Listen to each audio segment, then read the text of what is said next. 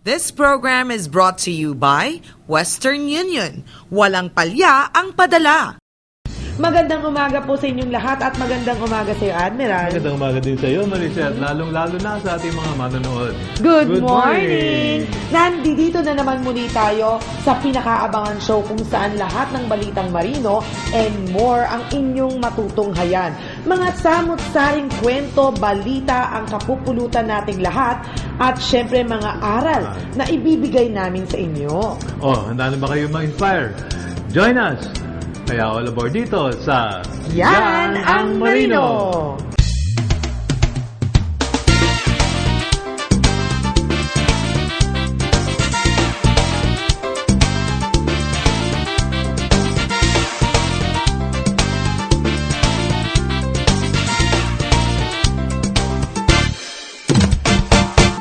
Magmula nang sumiklap ang pangalawang bahagi ng Somali Civil War, alam po nyo, 14 po na warring tribes ang naandyan, naging salot na ang pamimirata sa Somalia. Ito ang malaking dahilan sa pagtaas ng shipping cost at makahadlang sa pagpadala ng iba't ibang kargamento. Nakakalungkot isipin na hindi lamang po pamumuhay na malayo sa pamilya at hirap sa trabaho ang kailangan harapin ng ating mga kamarino, kundi pati na rin ang mga pirata sa dagat. Totoo yan, Maricel. At kamakailan lamang ay isang Filipino seafarer ang natagpuang wala ng buhay. 4 na araw matapos na atakihin ng mga pirata ang sinasakyang chemical tanker sa pantala ng Benin sa West Africa. Nais po namin ipaabot ang taimtim na pakikiramay ng Yanang Marino sa mga naiwanan ni Christopher Cortez Ceprado. Sana, Admiral, matuldukan na ang matagal na problemang ito at wala nang magbuwis pa ng buhay. Pero papaano po ba talaga nagsimula ang Somali Pirates? Tunghayan po natin ito.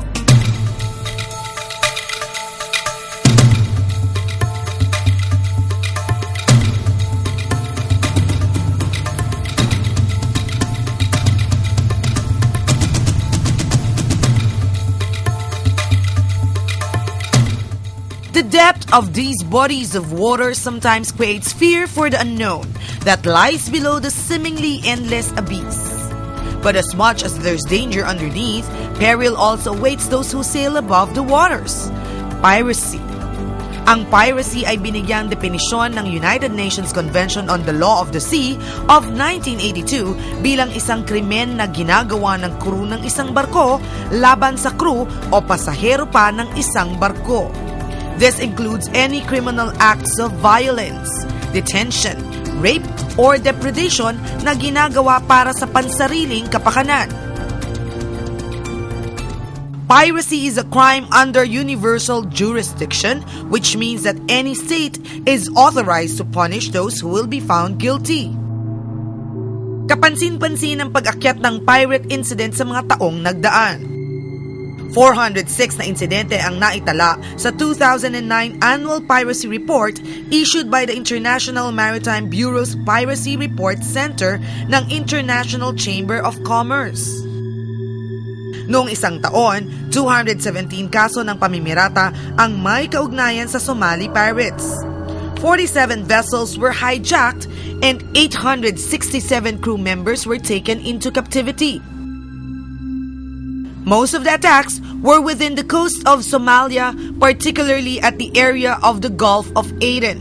The critical areas now is in the vicinity of east of Africa and the Indian Ocean. Magmula po nung 2007, nagkaroon po ng medyo maselan ng problema natin dito dahil meron pong civil war sa Somalia at wala na pong central government doon. Wala silang Coast Guard, wala silang Navy, wala silang gobyerno. 14 po na tribes yan nag-aaway-away. Kaya dahil wala pong central government, naisip po nila na mas magandang mamirata sila upang makakita ng pera na pambili nila ng kanilang mga armas upang ipagpatuloy yung kanilang giyera doon. Kalaunan, gumagamit na ng motherships ang mga pirata kung saan nila ikinakarga ang kanilang speedboat. Hindi pa man nakakalapit ang mga commercial ships sa Gulf of Aden ay pinipirata na sila. Aakyatin ng mga pirata ang barko at saka ididikit sa lupa at doon hihingi ng ransom. Yung ransom po ay ninenegotiate ng ship owner. Hindi po tayo, na Pilipino, mga seafarers, hindi rin po yung ating gobyerno na Philippine government, hindi rin po yung government nung ship owner. Ito ay arrangement ng ship owner mismo at saka yung nagkidnap. Once an agreement is reached, i-airdrop ang pera at saka pakakawalan ang mga hostage na mandaragat. The global maritime industry is putting immense effort to deal with piracy.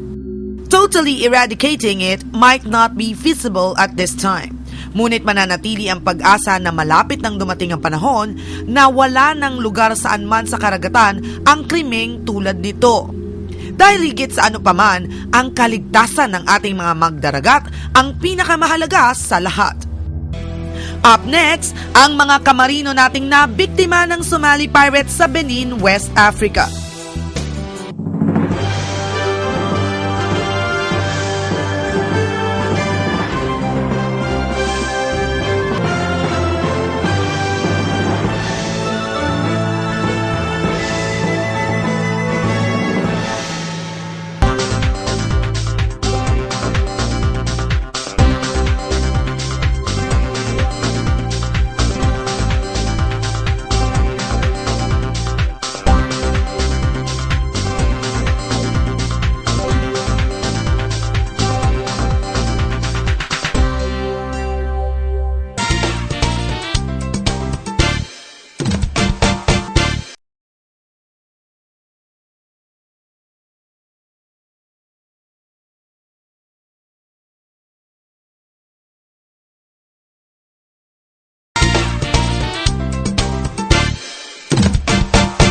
Isang masamang panaginip para sa 24 na Pilipinong marino ang mahigit 4 na buwang pagkakabihag sa kanila ng mga piratang Somali. Naku, Admiral, I'm sure hindi basta-bastang pag-aalala ang dinanas ng ating mga kapamilya, ng ating mga kamarino, habang hostage sila ng mga Somali pirates. Kaya naman tayo ay nakikisaya, nakikiisa sa kanilang paglaya. Maligayang pagdaong mga kamarino! Alamin natin ang inspiring na kwento nila mula sa Chief Operating Officer ng Maryville Maritime Incorporated at mula sa kanilang training officer.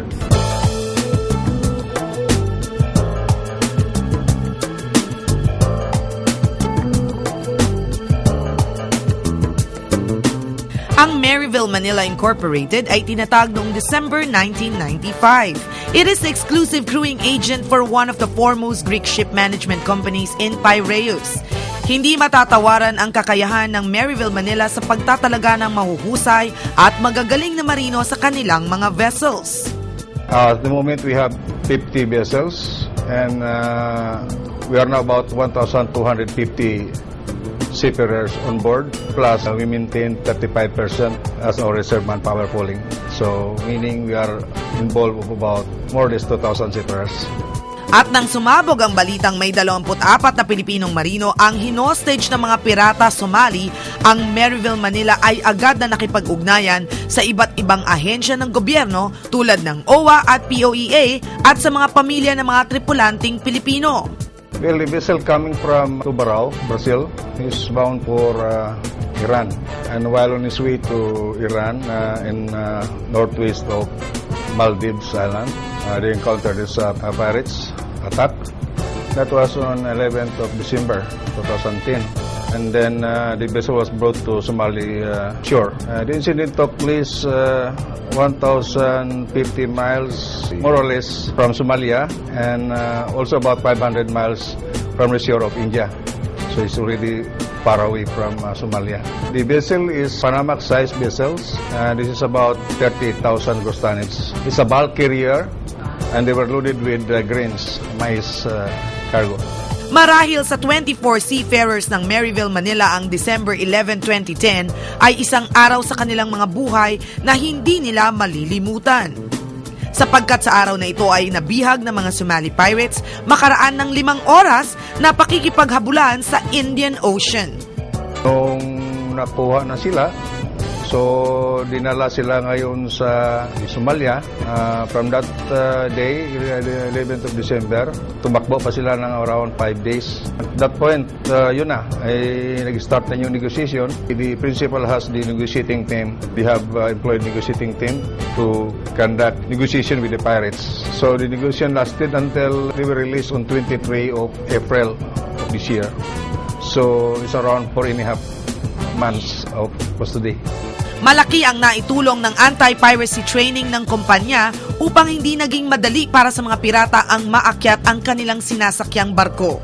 Dahil sa in-apply nila natutunan nila, it took the pirates 5 hours to finally be victorious in capturing the ship.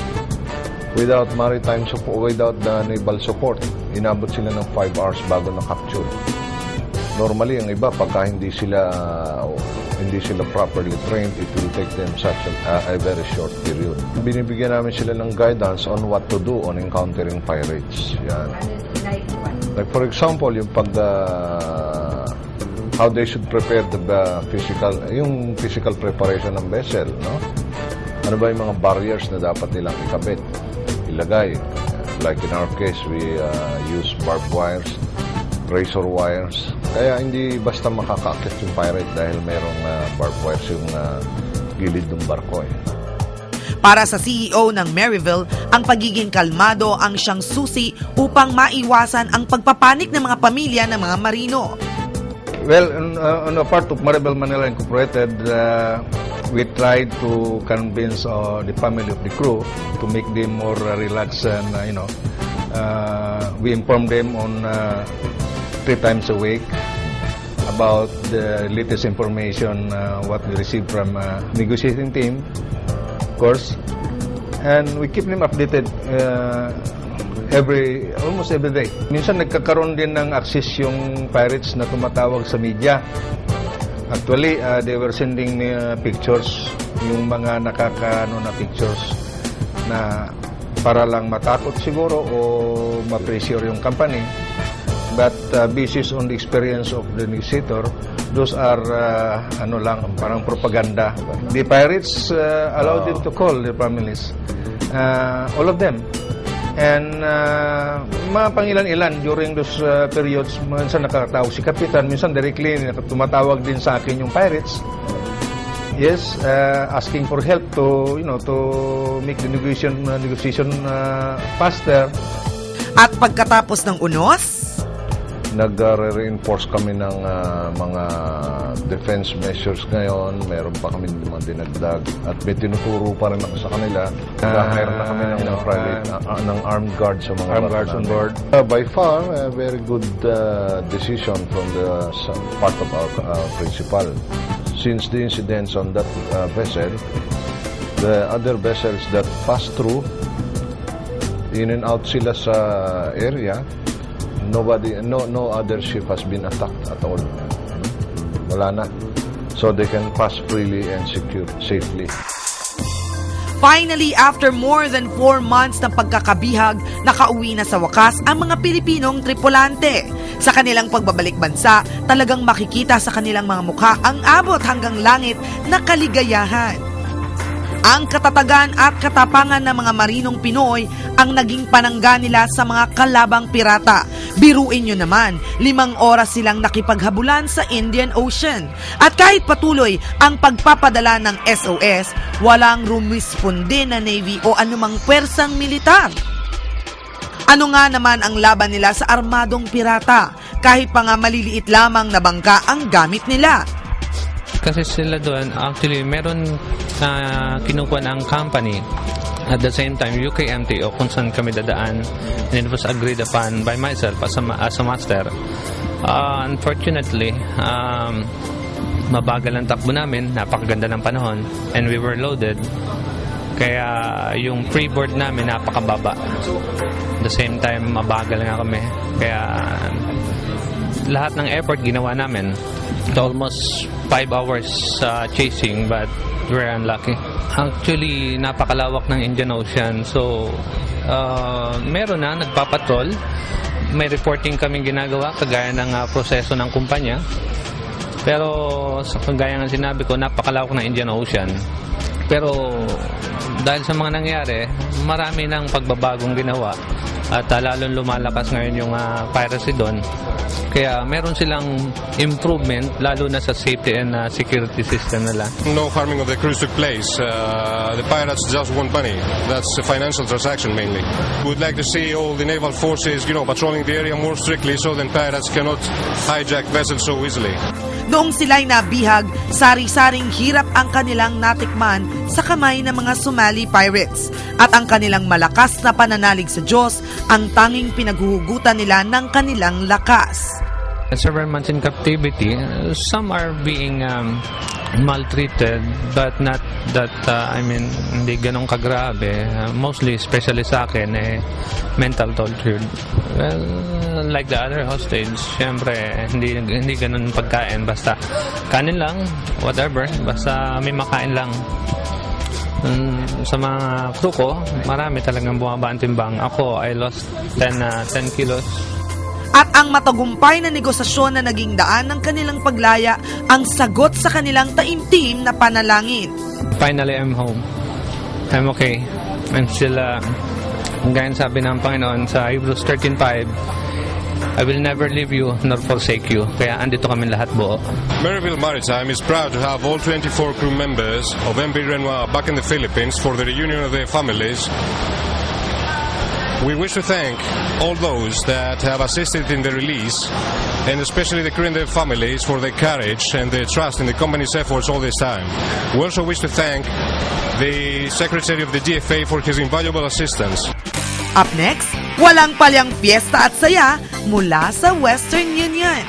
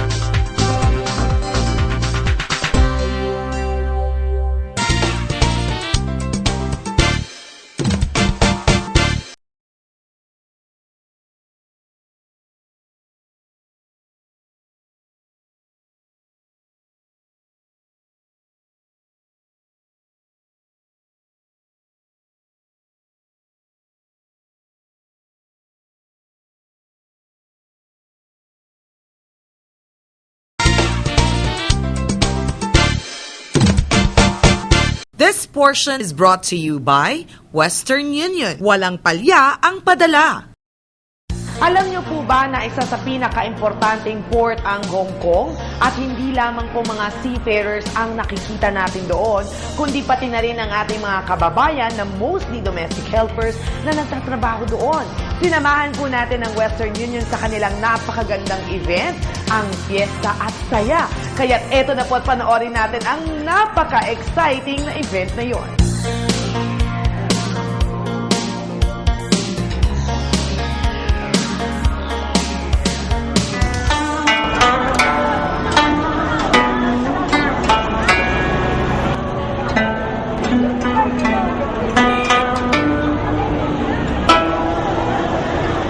Makailang beses na ring lumapag ang Yanang Marino sa maliit na teritoryong ito sa bandang timog ng China, ang Hong Kong. Sa kabila nito, puno pa rin kami ng excitement at tuwa tuwing kami ay bibisita rito. Bakit? Sila ang dahilan. Tulad ng ating mga magdaragat, dugo at pawis ang kanilang puhunan upang mabigyan ng magandang kinabukasan ang kanilang mga pamilya. Kaya naman sa araw na ito, isang pasasalamat ang hatid sa kanila ng pinakamabilis at pinakamaasahang money transfer service company na ngayon ay 160 years old na nagbibigay serbisyo sa buong mundo, ang Western Union. Tila may exhibit ng iba't ibang hugis at kulay ng payong sa Chatter Garden dahil hindi nagpapigil ang ating mga kababayan sa kabila ng malakas na ulan.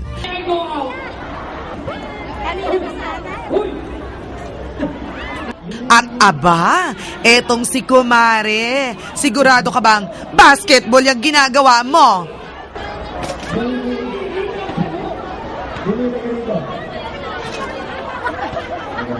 Eto pang isa. Aba, okay lang yan. Kahit hindi ka man makashoot, panalo ka pa rin, ate.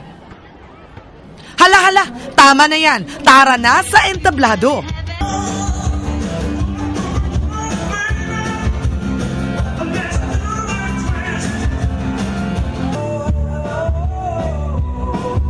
Sa pagratsyada ng sayawan ay siya namang pagbuhos ng papremyo mula sa Western Union. Ang next on the list po natin ay netbook!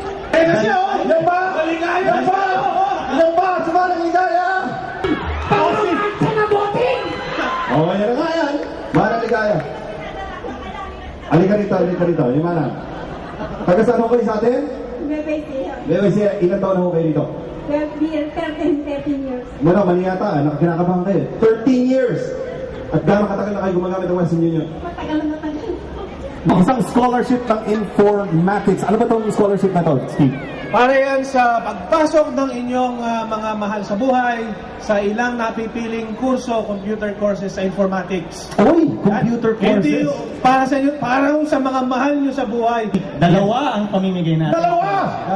Siya ay taga Shopin, New Territories. Okay. Taga Julimont Garden, Taiwan. Okay. Ang nanalo ay si Mona Lisa. Mona Lisa. Yan, congratulations! Dito ka, Day? Konting picture. Yan. Picture! Picture. Yan. Sigurado ko, nakikita nyo yung logo mo kahit dyan. Congratulations! Ayan sila. Okay kang magmahal. Mismo. Oo. Yan. Sige, picture tayo. Picture, congratulations! Masaya tayo. Yun! Yan po ating raffle draw sa hapong ito, and I think it's about time. It's about time. So, muli pong pagpupugay ng Western Union sa inyo. Pagpapasalamat po ng Western Union sa inyo. Ihinahandog po namin ang palabas na ito. Mag-enjoy po kayo at magandang hapon po sa inyo lahat. Ano sa mga Pilipinas? When I see your face, yes you, it's not a thing that I will change. 'Cause you're amazing, just the way you are. Oh, ito. Sige. Single ka ba? Hindi na?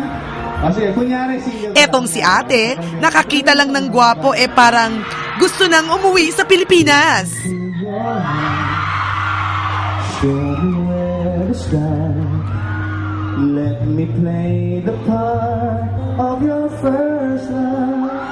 Na sobrang po. At hindi pa dyan nagtatapos ang sorpresa. Paliwanag. Ang bait ng Diyos, di ba? Tinanggal po niya ang ulan. Kasi sabi ng nanay ko kanina, Day, magtiwala ka, Day. Yung ulan na yan, hindi bagyo yan. Aaraw, Day. Tinuod gayon. Saya!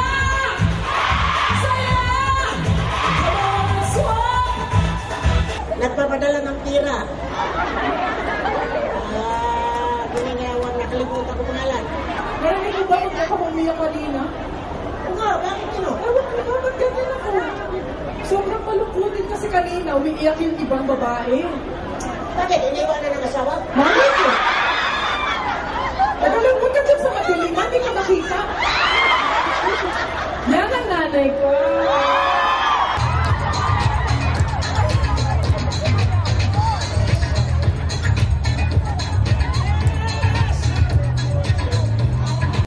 Dahil sa Western Union, walang kasing bilis at walang kasing abot kaya. Walang palya ang iyong perang padala. Pinoy, ang galing ko sa buong mundo'y ipagsisigawan. Pinoy, kahit kanino'y tatapat, piling sa tulad mo. Saludo ang mundo sa galing ng Pinoy.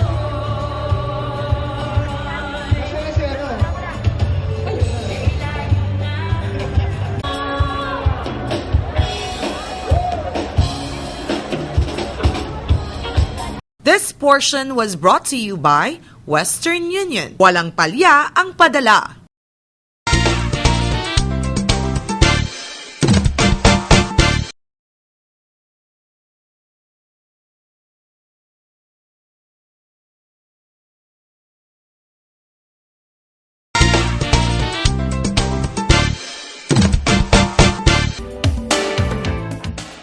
Mga kamarino, the long wait is over. Maglalayag na ang ating fan ng Marino Caravan.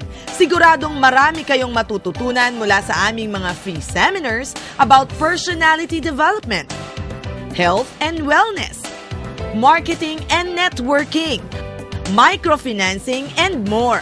At marami pa kaming sorpresang in store for you, kaya kita-kits mga kamarino! How time flies! Isa na naman pong episode ng Yan ang Marino ang inyong napanood. Thank you very much sa mga kamarino sa patuloy ninyong pagtangkilik sa nag-iisang programa sa telebisyon para sa mga mahuhusay at magigiting nating mga mandaragat. Asahan po ninyo na kami ay walang sawang maglilingkod upang magbigay ng saya at kaalaman sa inyong lahat. Kaya tuwing Sabado po mga kamarino tumutok lamang po kayo dito sa NBN Channel 4 kung saan sa loob ng 30 minutes ay papasukin natin ang makulay na mundo ng ating mga seafarers. But for now, anchors away! Bye! Bye-bye! Ang kilikin po natin ng Western Union, maasahan po sa lahat ng madali pong magpadala sa kanila. Hello Mama! Hello Papa! Kumusta na kayo, Ken? Joshua JJ! Joel Dave! Jonathan! My family! Hello! Thank you for you getting Western Union. Okay ang badalan. Hello sa mga kamag-anak ko dyan. Mag-anak ko dyan. Bicodo family, Ortiz family. Magpadala na po kayo sa Western Union. Mabilis na, sigurado pa. Mga pamilya nyo dito sa Hong Kong, mag-remit sa Western Union na matanggap nyo dyan sa Pilipinas na maayos. Ginabati ko po sa Barangay Santa Lucia East, Moncada, Tarlac. Ginabati ko po yung mga pamilya ko doon. Maraming salamat po natin noon. Bati po sa mga maraming salamat sa Western Union. Mabuhay ang Western Union! Hello!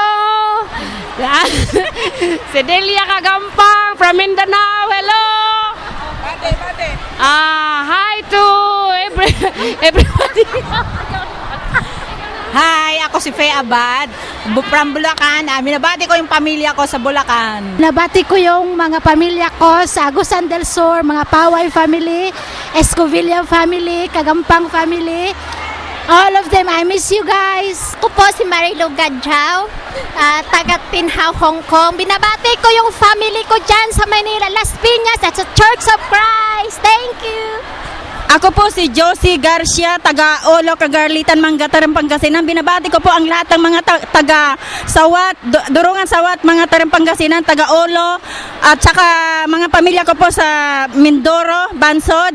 At ang pamilya ko po na nasa Angono, Rizal, si Danilo Sia, all Sia family. Thank you. Ako po si Miljora Bautista, taga Balawan, La Union. Binabati ko po lahat ng mga taga La Union.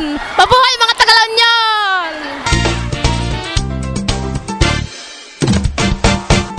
This program was brought to you by Western Union. Walang palya ang padala.